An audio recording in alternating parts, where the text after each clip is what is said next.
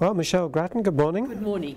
Geopolitics are coming to town soon in Australia, and your column today covers a number of international issues. First of all, Team Russia, as you put it, are arriving soon for the G20 Leaders Summit in Brisbane.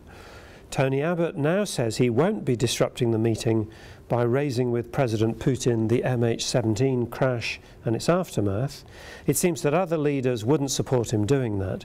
So is Abbott moving from shirt-fronting Putin to some gentle sleeve-tugging in the hope of a quick word about it? Well, he's still talking in terms that's somewhat more robust than gentle sleeve tugging, but I think what he wants to do is try to get a meeting with the Russian president in the margins of APEC, which is on early next week, rather than have this overshadow the G20 in Brisbane.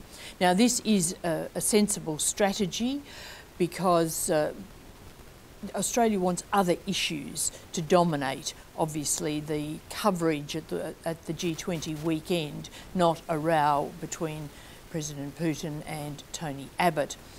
But the thing is that so far the Russians haven't agreed to this meeting, it seems. It's hard to see it not happening, frankly, at APEC, but they're playing a bit of a game. They're just keeping Tony Abbott at bay for the moment.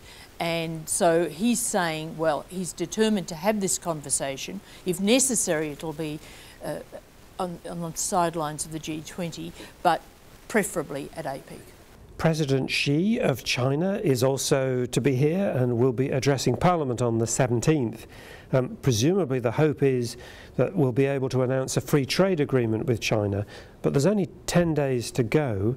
Is the risk that Australia gives too much away under the pressure of needing a deal by the 17th? I think we'll get a deal by the 17th because these things are programmed to happen that way. There's always a bit of a rush at the end, there's always tension at the end. But it is true, I think, that the Chinese do have us over a barrel somewhat because we really want it announced around the G20 occasion, and therefore we are likely to be giving concessions. I think that this deal, when it is done, will be scrutinised really carefully. We do know that some sectors, for example the sugar industry, are likely to end up not well off from it and will be complaining. But it will be a test of the government as to whether it gets a relatively first-rate deal or whether it settles for something less than ideal because of the desire to say, we promised it by the end of the year, we've done it by the end of the year. Well, still with China in a way, there's the curious issue of the Asia Infrastructure Investment Bank, with seemingly Julie Bishop's view prevailing at the moment that Australia should stay out rather than offend the Americans. What's really going on here? This has been quite a big argument within the government. Julie Bishop on one side, as you say, Joe Hockey, Andrew Robb on the other side. They want to sign up for economic reasons, but the political argument on this has been the governance rules of the bank, which people question and are not totally satisfactory to Australia, but also the Americans have been pushing us very hard not to sign. They see this bank as an instrument of potential strategic influence in the region by China, and they're very cautious about it. So the National Security Committee of Cabinet decided against, but Tony Abbott, who seems to have been a bit each way on this issue, has kept it on the agenda, and what he's been saying this week is we haven't decided finally that we won't be in it. It's just for the moment we want more discussions on governance, on transparency, and therefore the issue is still up in the air in the longer term.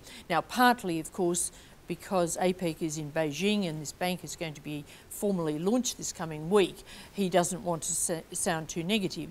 But also, I think he may be inclined to get into this institution in the longer term if satisfactory arrangements can be made. And then finally, Africa and Ebola. And I should say that the co-founder of Aspen Medical, Glenn Keyes, has been an adjunct professor at the University of Canberra for some time. There's a debate about the government going to a private firm to meet its international obligations, but the actual arguments in this debate seem a bit muted. For example, I can't really decode what Labour's problem is with this. Again, what's really going on, Michelle? I think that Labor and some experts in the area do question why Australia isn't using its own medical response teams who've been trained for these sorts of crises, who've been deployed in natural disaster situations and are ready to go. The private firm does have a presence in West Africa, it's been in Liberia, but nevertheless its people will need more gearing up for preparing for this than our existing teams would. And also the other question is how many Australians will be used in this enterprise. The firm has already been getting an overwhelming response from people who want to go.